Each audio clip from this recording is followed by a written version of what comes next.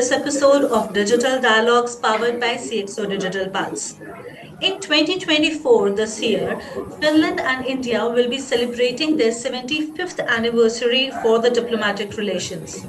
So far, Finland has launched the first comprehensive DESI Strategy 1 on cooperation with India, which emphasizes Finnish intentions to continue further strengthening bilateral ties in ICT industry, education, circular economy, carbon neutrality, and in the field of sustainable development.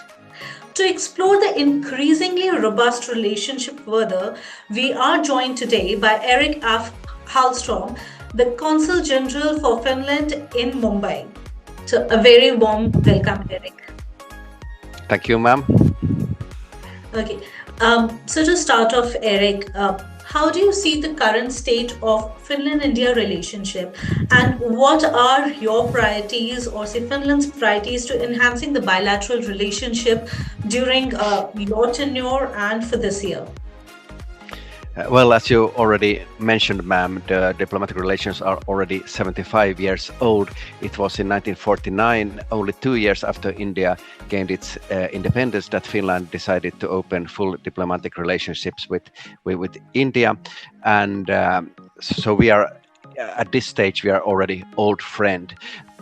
But although we have had for 75 years a Finnish embassy in Delhi and an Indian embassy in Helsinki, the Consulate General here in Mumbai is a new thing. It was only last year that this Consulate General opened, so we are only 1 year. So in one sense we are old, but in another sense we are new and exploring new avenues for our bilateral relationship. But the relationship is warm. There has been ministerial visits from Finland to India and from India to Finland. Minister for External Affairs Jaishankar was in Helsinki in September 2019, and the Finnish Minister for Foreign Affairs, Mr. Haavisto, was in India in November 2019. And now we are expecting our current Foreign Minister, Madam Elina Valtonen, to come to India still this spring. Okay. Great. So with the movement, with new locations that Finland is venturing, what is the top priority, if may I ask, for this year? The top priority here in Mumbai is still to establish ourselves here in this part of India, which is of course a very important part, because everyone knows the significance of Mumbai as a financial hub and capital of many aspects of Indian life. And we are not covering only the city of Mumbai, we are covering the whole state of Maharashtra, as well as Goa, Telangana and Kerala. We are trying to establish ourselves here and to increase opportunities for business in both directions: Finnish export to India, Indian export to Finland, and investments in both directions. We want to have more Indians come to Finland to work and to study, and we want to have more cultural coordination. We want the Indians to know the best part of Finnish cultures, and we are also open to have more Indian culture in Finland, and the reputation of Indian culture in Finland is very high. Everyone knows yoga and the Indian food, for instance, and other aspects of Indian culture. There should be more of that as well. And finally, let me also mention tourism. We want to have more Indian tourists come to Finland to visit Santa Claus and to experience the Northern Lights and to ride some reindeers. And here we have some good trend going on, because last year, 2023, we had a record number of visas given to Indian citizens, more than 16,000, which is quite a big number for Finland being a small country.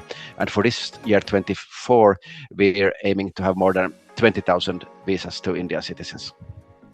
That's amazing. And as you are exploring more regions and you are now specifically focusing on the Western side, and you mentioned about education also. So we understand education is the key of cooperation between the two countries. So are there any specific initiatives that are at place to promote student and academic exchange between the two countries? And how do you see this exchange program benefiting both the countries? Well, yeah. education is itself a very broad concept, and it has its background from the meeting between Prime Ministers Modi and Sanna Marin in Copenhagen 2021, where they agreed on partnerships in sustainability and digitalization and cooperation in education. And from the different aspects of education, there are cooperation programs regarding education of teachers, small child education for minimum age, and also cooperation in research and academic level, and also student exchange. And this is actually a goal for us missions in India, also the Consul General, to have more and more Indian students to come to Finland and do part of their exam or the whole exam, because nowadays you can do the whole exam in the English language also in Finland. So India students do not have to go to Canada or United Kingdom to study in English. They can also go to Finland, where we have a very clean nature. I would also like to mention these 3 Finland international schools that have recently opened here in Greater Mumbai, one in Pune, one in Thane, and one in South Bombay, which are based on the education plan, which the content is more or less that you should not overload small children with academic subjects, because it's important for a child also to learn to play and to climb and to paint and to sing and play instrument, and not have too many academic subjects in the age of 4 or 5 years. So we are closely following these 3 Finland international schools, which are based on the Finnish education model, and behind them we have also the University of Jyväskylä, which has made the education plan for these schools. Okay, great. And as based on this academic exchange, I'm sure how students are progressing and the kind of aim that they have towards technology, because Finland is known for its technology innovation. So how is the consulate working to foster technological partnership between the Finnish and the Indian companies, where definitely even the students would be leading to, and particularly if I say in the space of clean tech, digitization and smart cities? Ma'am, this is again a very broad question, but it's right that Finland has a very good reputation when it comes to technology and IT solutions, already from the days of Nokia phones in the 80s and 90s. And it's true that Finland is a global leader when it comes to making the green and digital transitions reality. So we are working closely with Finnish and Indian companies. We have some very big Indian companies, also Infosys, Wipro, Tech Mahindra, and so on, which have been interested in the Finnish market. And as I said earlier, we are not only bringing Finnish solutions to India, we are also welcoming Indian investments to Finland. And the Mahindra Group, they have recently opened a Makers Lab in the tech hub Otaniemi on the west side of Helsinki, just to mention an example. But of course, I'm a governmental representative, I'm a public servant. It's not for me to make these business deals, but it's for us to open doors and tell about opportunities to Indian partners and Finnish companies. Some of them are so big and have been here for so many years already in India that they don't need our help. They are big enough to themselves make them decisions. But our importance comes more in open new doors for small and medium-sized enterprises which want to have a deal or want to have good contacts when they travel to Finland, or also for Finnish companies when they travel to India. But for instance, Nokia is already here and they have 20,000 people working for them in whole India. We have Tieto Evry with a big plant in Pune and also plants in other sides of India. They are already very, very big here. And I also mentioned already that these big Indian, very big enterprises, they are also interested in Finland. But we, at the Consulate General, we want to support this development. Okay, sure. the cooperation exchange and the kind of technology exchange has already been going on. And as mentioned, that Nokia is one of the big examples of the same. And similarly, Indian companies are also venturing out. But you would have seen that India has been focusing a lot on smart cities and their certain goals. Is there something specific that Finland government is having a target or a goal, how they can support in the smart cities, any specific technological involvement or partnership that you are aiming at? Well, this smart city program, it's of course an Indian program, but of course we are following it very closely also from a Finnish perspective. Because we believe that there is Finnish expertise that can contribute to the smart cities program.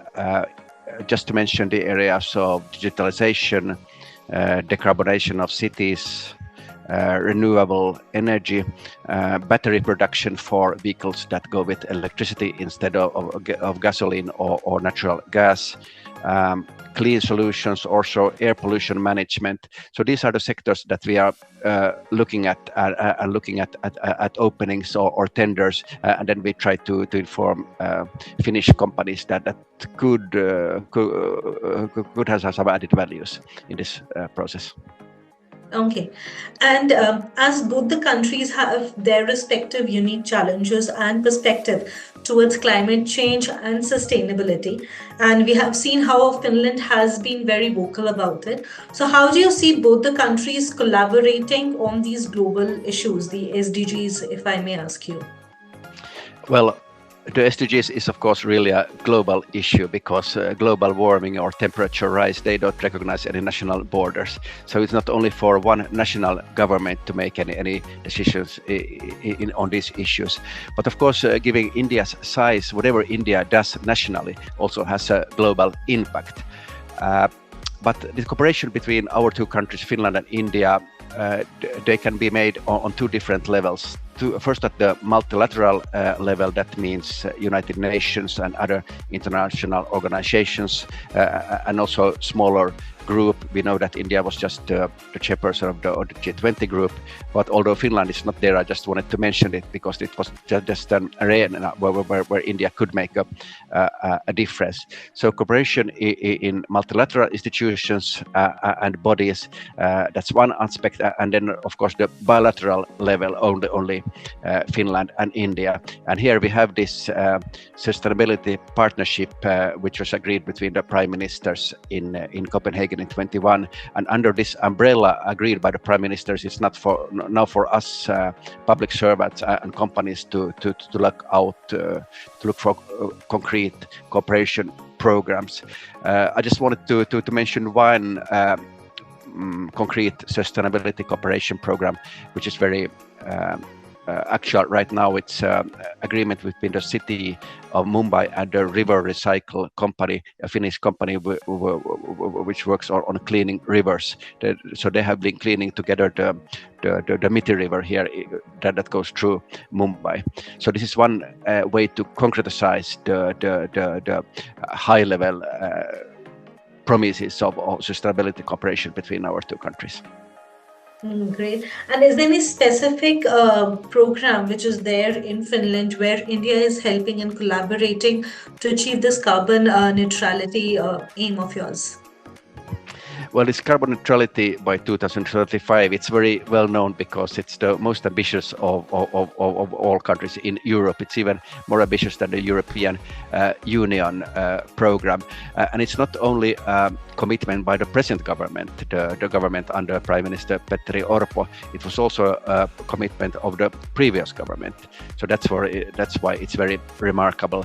Of course, Finland welcomes all other countries to take part in this our commitment, and we also welcome initiatives by other countries like India has this solar energy initiative, ISA, and Finland has initiative for the finance ministers' climate cooperation. So these are national initiatives where other partners are also welcome to come in and make their contributions. Okay, great. And while there's a lot of academic exchange happening, there's a lot of exchange at the enterprise level.